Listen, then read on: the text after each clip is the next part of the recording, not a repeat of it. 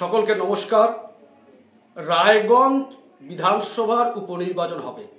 মোট 4টি বিধানসভার উপনির্বাচন হবে। তার মধ্যে একটি উত্তর দিনাজপুর জেলার রায়গঞ্জ। ওখানে কার জেতার সম্ভাবনা বেশি সেটা নিয়ে আজকের আলোচনা। ওখানে উপনির্বাচন হবার কারণ ওখানকার বিধায়ক কৃষ্ণ কল্যাণী ছিলেন। তিনি অফিসিয়ালি বিজেপির বিধায়ক ছিলেন, আনঅফিসিয়ালি বাস্তবিক অর্থে টিএমসি হয়ে গিয়েছিলেন। তো যেহেতু তিনি পদ্মফুলে জেতা বিধায়ক আর জোড়াফুল নিয়ে রায়গঞ্জ লোকসভায় দাঁড়িয়েছেন, তাই তাকে নিয়ম অনুযায়ী পদত্যাগ করতে হয়েছে এবং সেখানে নির্বাচন হচ্ছে।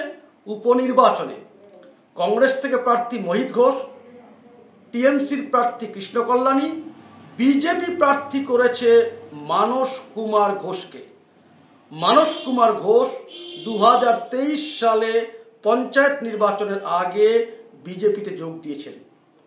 প্রথমে তিনি কংগ্রেস করতেন, পরে স্বাভাবিক নিয়মে টিএমসি হয়েছিলেন।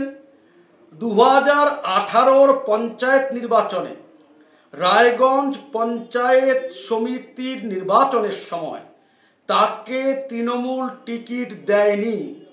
তিনি চ্যালেঞ্জ করে নির্দল প্রার্থী হিসাবে পঞ্চায়েত সমিতিতে দাঁড়িয়েছিলেন এবং তিনি টিএমসি, বিজেপি, কংগ্রেস সবার প্রার্থীকে পরাজিত করে নির্দল প্রার্থী হিসাবে পঞ্চায়েত সমিতিতে জয়লাভ করেছিলেন।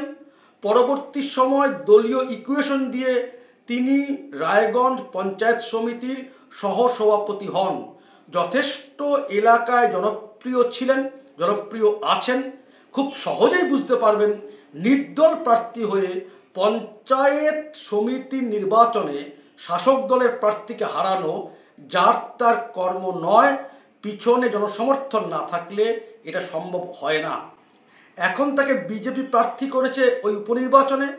রায়গঞ্জ বিধানসভা 2021-এ বিজেপি জিতেছিল, আগে 19-এর লোকসভাতেও এগিয়েছিল, আর এবার 24-এর লোকসভাতে রায়গঞ্জ লোকসভা কেন্দ্রে রায়গঞ্জ বিধানসভা থেকে বিজেপি প্রার্থী কার্তিক পাল প্রায় 46,000 ভোটে এগিয়ে আছেন বা লিড করেছেন।